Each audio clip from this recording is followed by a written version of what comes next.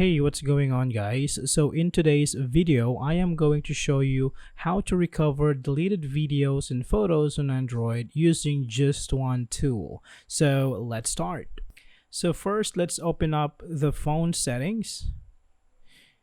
Now go to apps and notifications.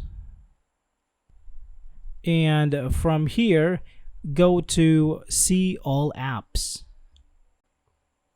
Now in here, go to your file manager. So in my case, it is actually files by Google, but in your phone, it might be different. So locate your file manager, and once you're here, you can tap on force stop.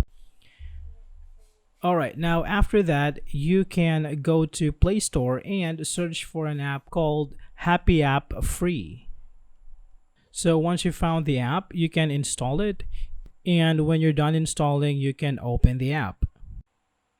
So here you can just go through some instructions from here. And when you get here, you just tap on scan. Now here you got two options of medias which you can actually scan. So let's go with scan images first. So just wait for the scan to finish. Now here are all your deleted images, so you can select a specific picture to recover or restore, or you can select all.